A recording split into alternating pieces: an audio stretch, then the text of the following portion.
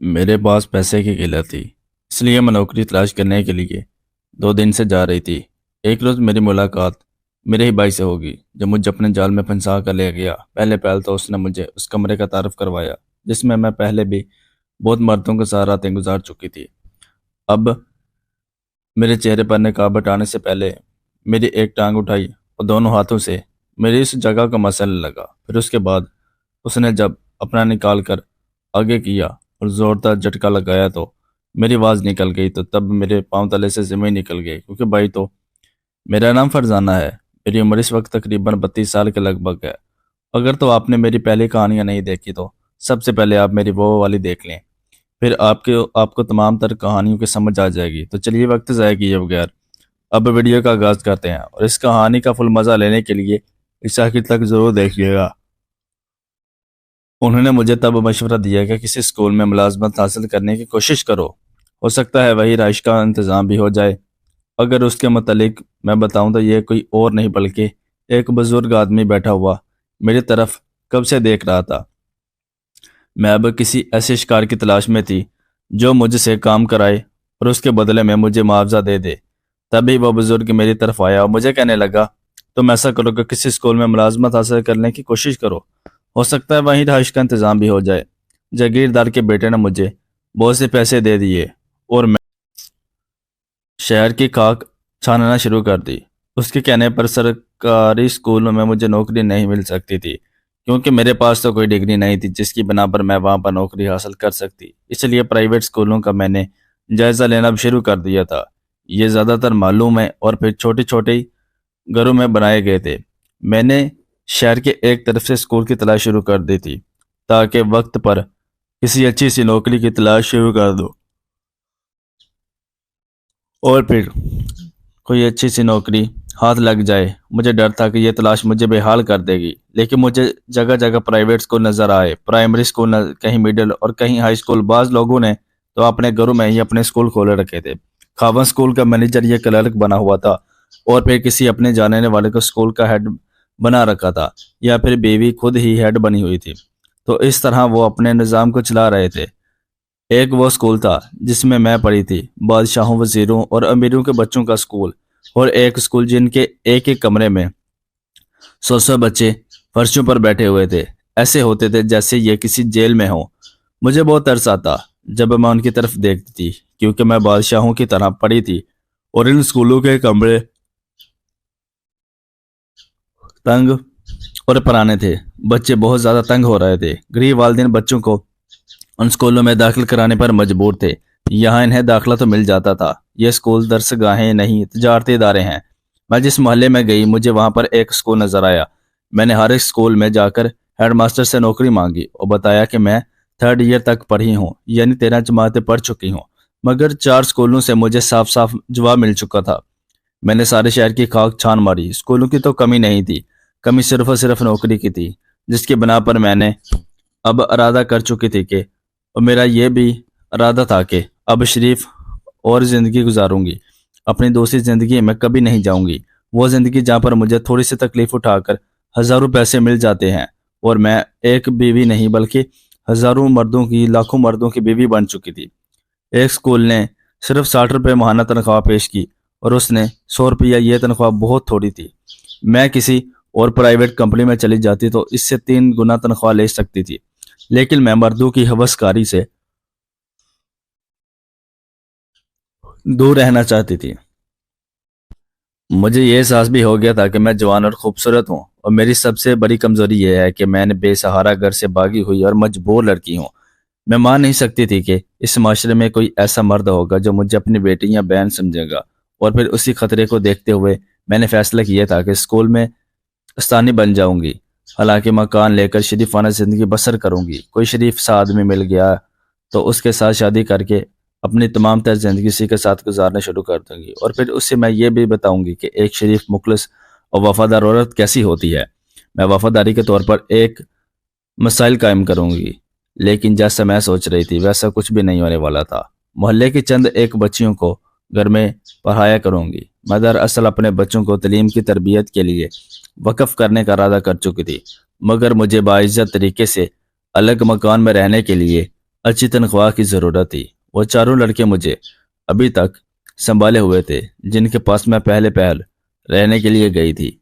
मैं ये भी देख रही थी कि उनकी कोठी के इर्द गिर्द की कोठियों वाले मुझे इस वक्त जस्सस की नज़रों से देखा करते थे। जब मैं कोठी में जाया या बाहर आती थी, मेरा नकाब हमेशा नीचे होता था।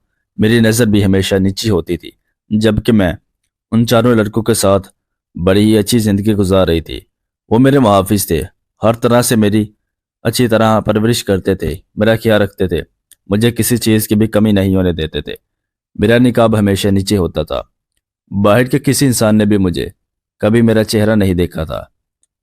किसी को यह एतराज नहीं हो सकता है। एक औरत चार जवान लड़कों के साथ रहती है, क्योंकि हमने कोठी में कभी कोई बदतमीजी नहीं की थी और ना ही कभी हमने शोर मचाया था।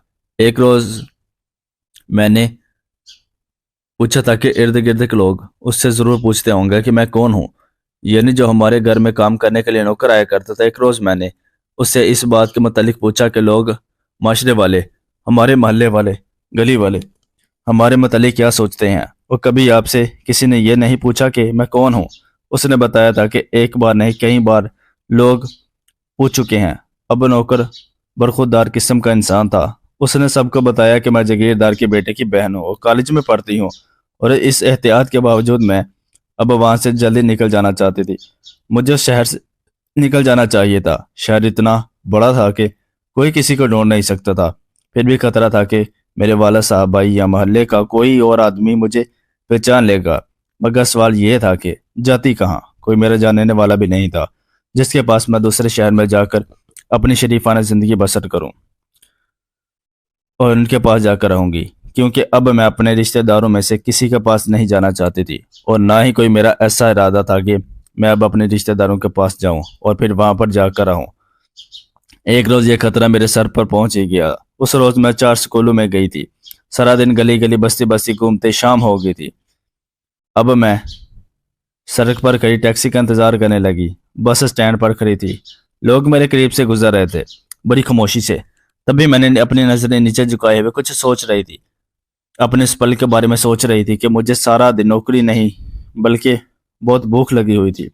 मैं सोच रही थी कि कोई ऐसा परिंदा ढूंढती हूँ या कोई ऐसा आदमी ढूंढती हूँ जो मुझे अपनी हवसकारी का निशान बना ले और फिर मुझे कुछ पैसे दे दे ताकि मैं कुछ खा लूं। उसकी भी भूख खत्म हो जाएगी और फिर मेरी भी भूख खत्म हो जाएगी। कुछ भी हो, कैसा भी हो, जो कुछ मर्जी हो, इंसान हमेशा भूख मिटाने के लिए ही अपनी मेहनत करता है। उसके बाद अगर भूख मिट जाए तो इंसान खाने को कुछ भी नहीं समझता। खैर, बात को मजीद मुख्तसर करते हुए मैं आपको तमाम तर दास्तान इसी वीडियो में सुनाना चाहती हूँ। तभी मैं अपनी नजरें नीचे झुकाए रो रही थी। उतनी देर में एक स्कूटर मेरे करीब आकर बहुत आहिस्ता हो गया। अब मैं उठकर जाने लगी। उस पर 2 नौजवान सवार थे। आगे मेरा छोटा भाई और पीछे उसका दोस्त था, जो कभी कभार हमारे घर भी आया करता था। और वो ऐसा आदमी था, ऐसा बच्चा था, ऐसा लड़का नौजवान था कि उसने कभी भी नजर उठा के मेरी तरफ नहीं देखा था। वो मुझे हमेशा ही बड़ी प्यारी नजरों से देखा करता था, यानी वो हमेशा मुझे अपनी बहन समझा करता था और अपनी बहनों की तरह इज्जत देता था। अगर कहीं भी मैं उसको मिल जाती तो वो हमेशा मुझे इज्जत दिया करता था और नजरें झुकाकर करीब से गुजर जाया करता था। आज वही लड़का मेरा ग्राहक बनने वाला था। दोनों ने मुझे देखा और आगे चले गए। मेरा रिकाब नीचे था। स्कूटर जरा आगे जाकर रुक गया। पीछे बैठा हुआ लड़का उतर गया और मेरा भाई स्कूटर वापस लाया। मुझे यह डर पैदा हुआ कि उसने मुझे पहचान लिया है। अब मैं मुकम्मल तरीके से डर चुकी थी और मेरे रोंगटे भी खड़े हो चुके थे। अभी भी मेरा निकाब नीचे था। स्कूटर जरा आगे जाकर रुक गया। फिर पीछे बैठा हुआ लड़का, जो मेरे भाई का दोस्त भी था और फिर मुझे अपनी बहन भी समझता था, वही दोनों मुझे जिस नज़र से देख रहे थे, शायद वो मुझे पहचान जाते। अगर वो मुझे देख लेते तो वो कभी भी मेरे साथ ऐसी बातें ना करते जैसी वो बातें मेरे साथ करने वाले थे। खैर, तभी मेरे दिल में यह वहम पैदा हुआ कि शायद मेरे भाई ने मुझे पहचान लिया है। मैं वहां से चल पड़ी। स्कूटर मेरे करीब आ गया। भाई ने आहिस्ता से कहा, आओ। मैं समझ गई वो शिकार ढूंढ रहा है। मैं कुछ ना बोली ताकि वो समझ जाए कि ये शरीफ औरत है, लेकिन वो मेरे पीछे पड़ा रहा। तभी जब मेरा भाई मेरे पीछे आ रहा था, मेरी आंखों में से आंसू निकल रहे थे कि मेरा भाई और वो आज भी शिकार की तलाश में है। अगर तो हमारा घर शरीफों वाला होता तो आज हमें यह नौबत देखनी ना पड़ती, आज ये सारे मसले मसाइल ना होते। अगर मेरा बाप मेरी बात समझ चुका होता तो आज यकीनन ऐसा कोई मामला ना होता, ऐसी कोई बात ना होती कि जिसकी वजह से उनको शर्मिंदगी से सर ना नीचे रखना पड़ता। क्या मेरा भाई मेरे पीछे रहा कितनी देर तक? वो मेरे पीछे रहा, तभी मेरे दिल में से ये आया कि गाली गलौज करके इसे यहाँ से भगा दूं, लेकिन मेरी पोजीशन कमज़ोर थी। मैं रुक गई और धीमी सी आवाज में उसे कहा कि तुम अभी बच्चे हो और इस उम्र में किस चक्कर में पड़ गए हो? बेटा, इस वक्त की उम्र 22-23 साल होगी, उससे जुदा हुए 8-10 साल होने को थे। तभी मेरे भाई ने कहा कि मैं बच्चा हूँ, इतना जवान हो गया हूँ कि तुम चेहरा ना दिखाओ तो मुझे भी पता चल के मेरी उम्र की लड़की हो। तुम्हारे हाथ इतने प्यारे हैं और बड़े अच्छे होटल में चलेंगे, कमरा मिल जाएगा आसानी से। तभी मेरी आवाज़ निकलने वाली थी कि मैंने अपने होठों को झुकर लिया ताकि मेरी आवाज़ बाहर न जा सके। ये आवाज़ मेरी सिसकियों की आवाज़ थी जो मैं अपने भाई को नहीं सुनाना चाहती थी। ये मेरा भाई था, इतना प्यारा भाई, मैं इसे अपने गले से लगा लेने के लिए बेकाबू होती चली जा रही थी। एक सेकंड में मुझे वो याद आ गया जब हम साथ बैठकर खेला करते थे, साथ बैठकर अपना कीमती वक्त गुजारा करते थे, एक दूसरे के साथ प्यार बड़ी बातें करते थे, एक दूसरे से मोहब्बत बड़ी बातें करते थे। तभी मुझे वो पल भी याद आया कि जब मैं अपने घर में अपनी माँ के साथ, अपने अब्बा के साथ बातें करती थी, उनके साथ खेलती थी। मैं दो भाइयों की अकेली बहन थी। मेरे भाई मेरी बड़ी इज्जत किया करते थे और मुझे बहुत खुश रखते थे क्योंकि हमारे ख़ानदान में लड़कियां बहुत ही ज़्यादा कम थी और मैं बहुत कुछ करके अपने ख़ानदान वालों को दिखाना चाहती थी। और मैं बहुत खुशकिस्मत लड़की थी कि मेरी पैदाइश एक ऐसे ख़ानदान में हुई है जहाँ पर औरतों की इज्जत मर्दों से कई सौ दर्जे ज़्यादा की जाती है। खैर, मुझे वो पल भी याद आए जब हम छोटे थे और हम आपस में बैठकर खेला भी करते थे। ये बात तब की है जब हम गांव में रहा करते थे और अपनी ज़िंदगी को बड़े आराम, सुकून, प्यार, मोहब्बत से गुजारा करते थे। लेकिन मैं उसे सोचकर उसी सोच में पड़ गई। ऐसी प्यारी प्यारी हौसला अफजा बातों से वो मुझे बहलाता था, मगर इतने खूबसूरत शहर में आकर हम गलीज हो गए थे। बहन भी आवारा थी, भाई भी आवारा थे और भाई अपनी बहन को होटल के कमरे में जिनसी हवस पूरी करने के लिए ले जाना चाहता था।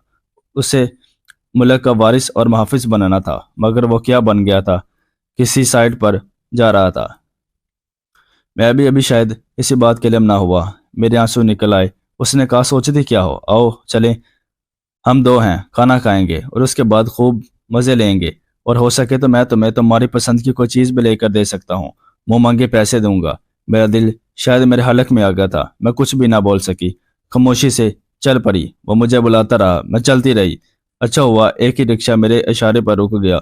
उसमें बैठा हुआ बुजुर्ग आदमी वो सब कुछ समझ चुका था, लड़का लड़की को तंग कर रहा है। तभी रिक्शे वाला मुझे लेकर चला गया। अब मैं देखिए मैं बैठ गई, यानी मैं रिक्शे में बैठ गई। दोबारा उन्हीं लड़कों के घर में जा रही थी जिन लड़कों के साथ मैं अपना बहुत सारा वक्त गुजार चुकी थी और वह मेरे मुहाफिज थे और ऐसे मुहाफिज के कभी उन्होंने मुझे इस्तेमाल भी नहीं किया था। एक रोज़ की दास्तान जो मैं आपको सुनाना चाहती हूँ। एक रोज़ मेरे दिल में यह ख्याल आया कि आखिर मुझे उनके पास रहते हुए बहुत वक्त हो चुका है और मैंने उनको कभी भी खुश नहीं किया कि वो मुझसे खुश हो सके। तभी मैंने अपने आप को उठाया तो उसके बाद सबसे पहले उस लड़के के कमरे में चली गई जिसका वो घर था और उससे जाकर वो काम करने लगी जिस काम करने के लिए वो लड़का बेताब हो जाते हैं। लेकिन हैरत की बात यह थी कि उसने वो काम मेरे साथ करने से इनकार कर दिया। वो मुझे जाकर कहने लगा कि तुम जाकर अपने कमरे में सो जाओ, अगर तुम यहाँ पर महफूज हो तो तुम शुक्र करो, अगर तो तुम चाहती हो कि हम तुम्हें दरिंदों की तरह नोच जाएं तो तुम हमसे बच कर रहो। तुम्हें नोचने वाले नहीं बल्कि तुम्हारे मुहाफिज हैं, तुम मेरे पास आकर रहो। मैं बैठ गई और अब थोड़ी देर बाद मैं घर पहुंची तो तभी नौकर ने दरवाज़ा खोला और अंदर मैं चली गई। उससे उसी रात मैं बहुत देर तक रोती रही। भाई आंखों के सामने हटता ही नहीं था। घर के सारे फर्द याद आए, अम्मा याद आई, भाई याद आए, अब्बा याद आए। मैं अपने आप से हार चुकी थी, टूट चुकी थी। कई बार यह इरादा भी किया था कि घर चली जाऊं और अब्बा के पाँव में जाकर सर रख दूं। हो सकता है कि अब्बा का दिल मोमन हो जाए, वो मुझे माफ़ कर दें। फिर अब्बा जान को कहूँगी कि मुझे बख्श दें, सीने से लगा लो, इस तरह कंधे पर उठा लो जिस तरह मुझे बचपन से उठाया करते थे। मुझे इस तरह कंधे में उठा लो जैसे गांव से शहर में लेकर आए थे। मगर मैं इस वक्त बहुत ही बुरे रास्ते पर चल पड़ी थी। मुझे ابا کی وہ گالیاں یاد آ گئی جب انہوں نے طلاق کے وقت مجھے دی تھی۔ مجھے ان کی وہ نظریں بھی یاد آئی جن میں نفرت اور حقارت تھی۔ 1 سال کی غیر حاضری کے بعد وہ مجھے قبول کرنے کے لیے تیار نہیں ہو سکتے تھے۔ میری ذہنی کیفیت ایسی بگڑی کہ میں نے بلند آواز سے کہا، میں کسی کی عورت ہوں، میں کیسی عورت ہوں؟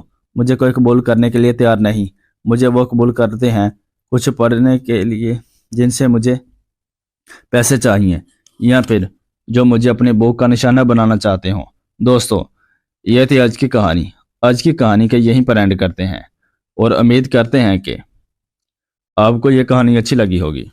اگر تو آپ کو یہ کہانی اچھی لگی ہے تو میرے چینل کو سبسکرائب کر دے اور اپنے نظریے کے مطابق ایک چھوٹا سا اور پیارا سا کمنٹ باکس میں ضرور کر دیں۔ ملتے ہیں دوسری ویڈیو میں، تب تک کے لیے اپنا بہت سارا خیال رکھیے گا اور ہمیں دعاؤں میں ضرور یاد رکھیے گا۔ اس کہانی کا 7واں، 8واں اور 9واں پارٹ دیکھنے کے لیے نیچے کمنٹ باکس میں کمنٹ کر دیں تاکہ جلد سے جلدی ہم اس ویڈیو کا وہ والا پارٹ بھی آپ لوگوں کے لیے لے کر آپ کی خدمت میں پیش ہو جائیں۔ اپنا بہت سارا خیال رکھیے گا۔ شکریہ۔